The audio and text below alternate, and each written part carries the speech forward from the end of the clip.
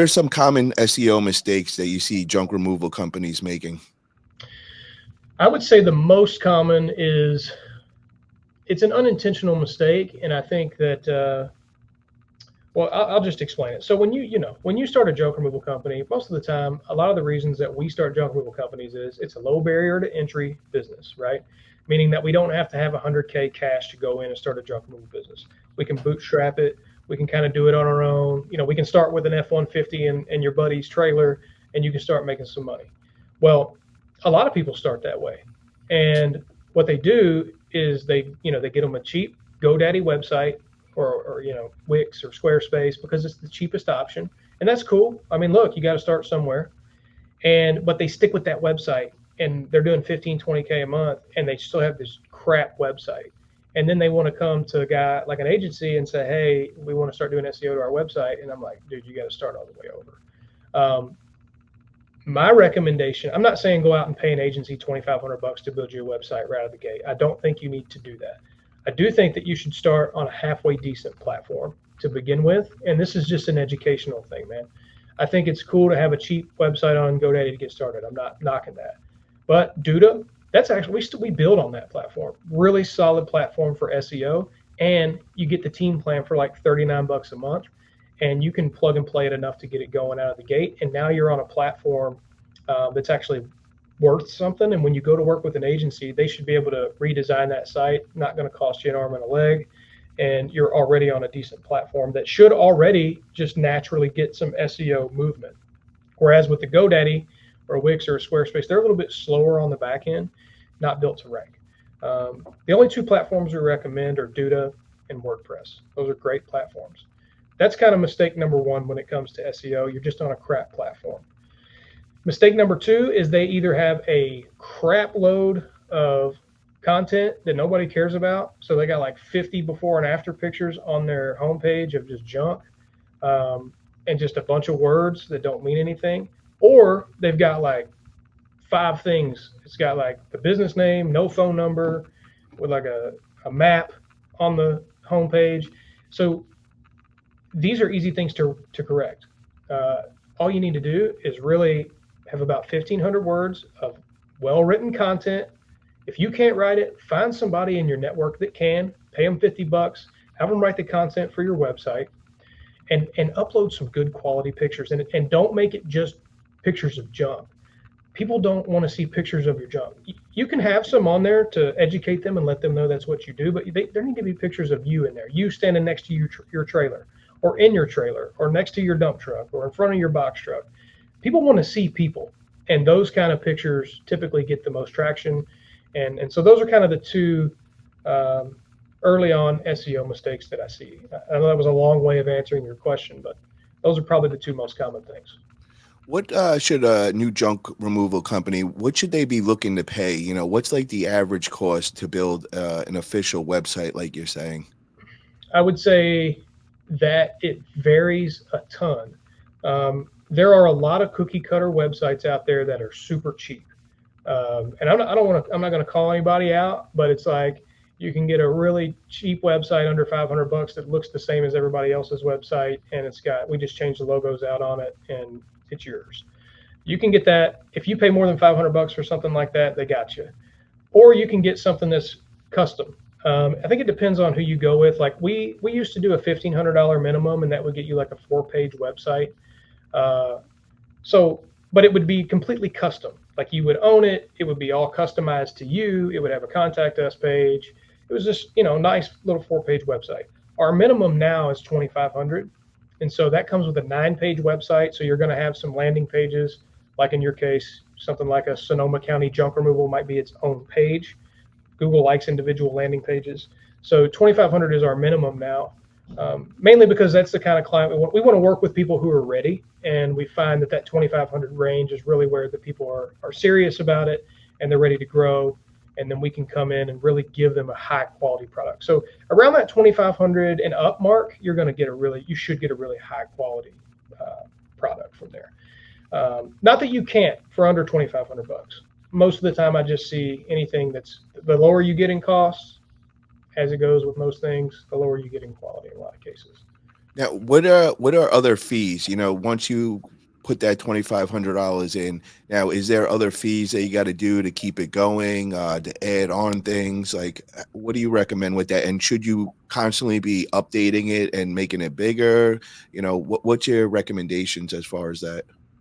Yeah, so that's a good question. It depends on the agency. So like for us, for example, if we built you a $2,500 website and we were doing SEO, we will typically so one, we're writing blogs for you every month anyway, so that's just kind of part of the service.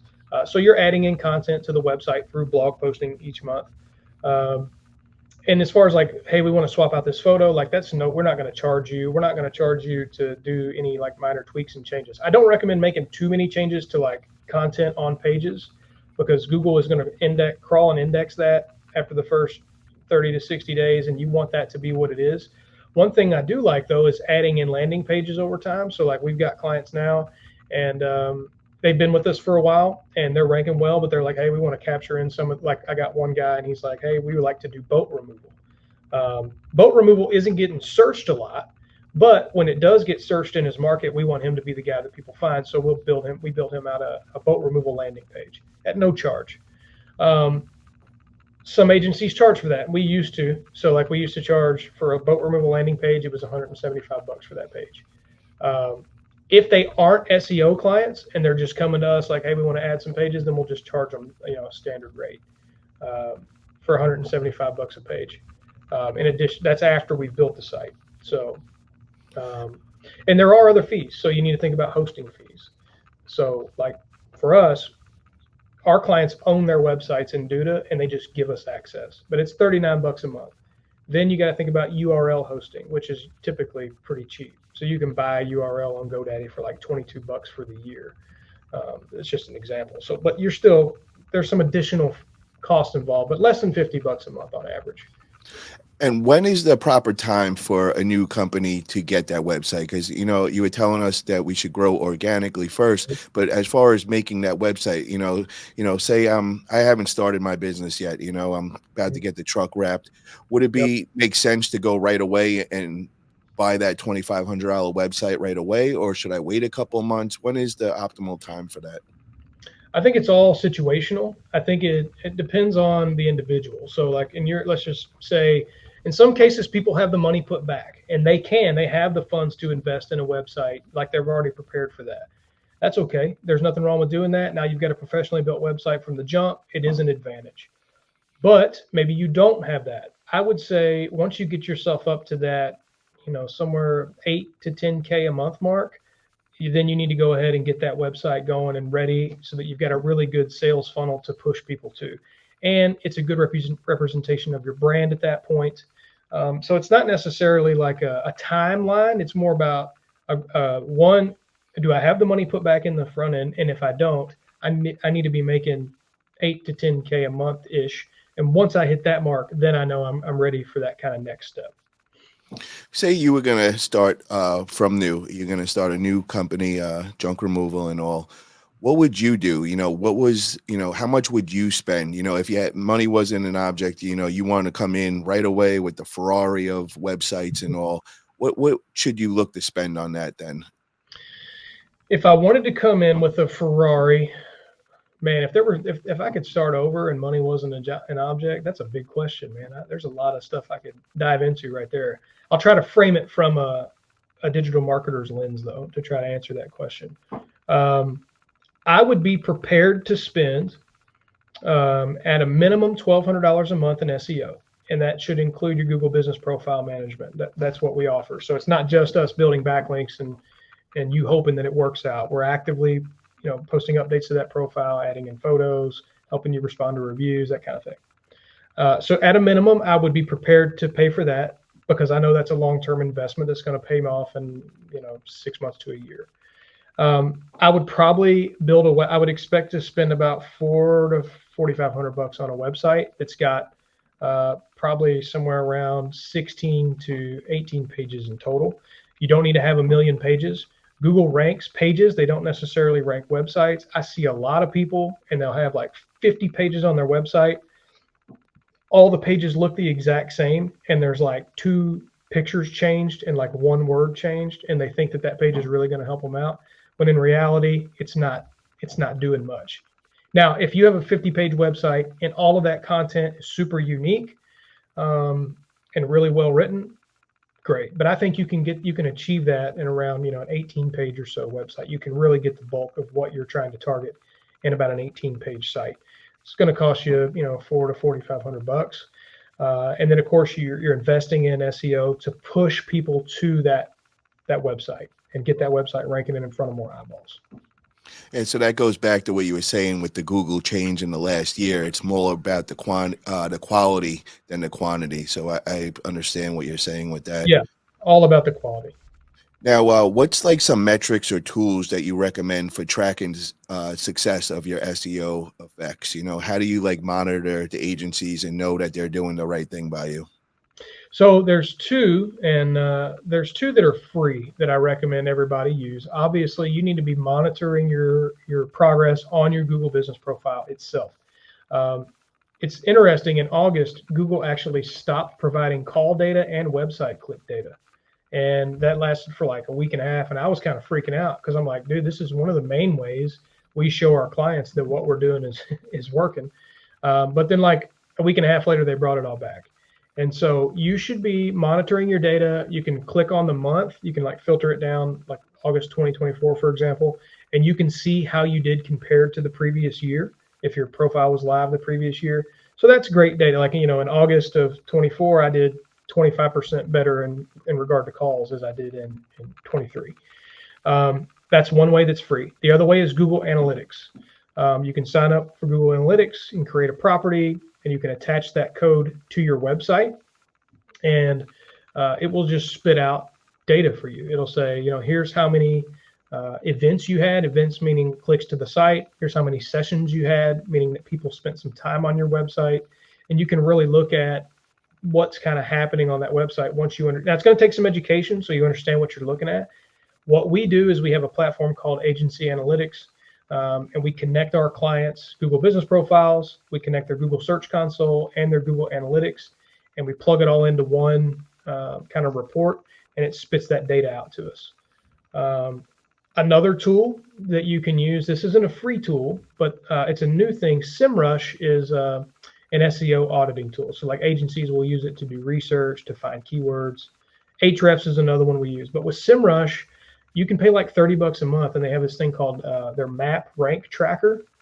And you can go and run heat maps for your Google Business Profile, and you can see where you're ranking for a particular area. So you can type in your business name, and you don't have to have an address. It used to be you could only do it if your Google Business Profile had a red dot address on the map. A lot of guys can't do that anymore because Google will only let you do that if you've got a commercial address. You used to be able to use your home address. But SEMrush actually allows you to run heat maps for service area businesses now, which is super cool and really powerful. And we do audits like that all the time for people. We'll run heat maps for them for free. So I'm happy to do that for anyone who might be listening if they want a free heat map just to know where they're ranking in the maps. But you can do it yourself. You can pay $30 and go run a heat map yourself. Now, if you didn't want to use your home address, because a lot of people don't want, that out there and all, what's a good recommendation, to do other than your home address? So this is a really interesting topic, man. I'll tell you a story, and it's not necessarily a win because the guy stopped working with us because of it. But we were working with a guy, dumpster rental guy, and he had a home address attached to his Google Business Profile. Now, remember I said a minute ago, you could run that back in the day, and Google didn't care. Now they make you do video verification, so you can't do like the postcards. They used to mail you a postcard back in the day, and you plug in a little 6-digit code. They didn't give a crap what address it was. They would put it on the maps. Now it's all like they want to see the building that you're in. It needs to be commercial. Anyway, so this guy had his home address, and when he started working with us, he's like, do I need to switch it to a service area? I'm like, no, leave it alone, because we can really get you ranking well with the red dot on the map. But just understand, if you ever remove this address, you're never getting it back. Long story short, he removed that address and went to a service area. And we had to fight like hell to try to get he got suspended, and we were like trying to fight like hell to get him back. And we finally got him back, but it was a service area, and his service area was too large. And so we were trying to, condense down his service area, and it was just a complete mess. So my first piece of advice is, if you have that address attached, leave it alone. Don't mess with it, because you're going to open a can of worms you don't want to deal with. The second thing is, if you're trying to start a Google business profile and you're like, I really want that red dot on the map, you can go and lease a really cheap office for like $200 a month somewhere. Like a lot of these commercial buildings, even like some storage units will, like, hey, you can rent out like an address here for $200 a month. Is like the size of a freaking closet, but you get a mailing address and you get a red dot on the map, and it'll more than pay for itself. I had a guy in Lexington, Kentucky do that. I just had a guy in Ohio do that, where they're just paying for cheap offices to get their red dot on the map because it's a commercial building. It meets Google's guidelines. So that's another way. Another method is, maybe you know somebody who's a business owner and they've got a physical address, but they don't need, maybe they're a warehouse or something and they don't need like a Google business profile address. Pay them $100 and get that address. So that's another method.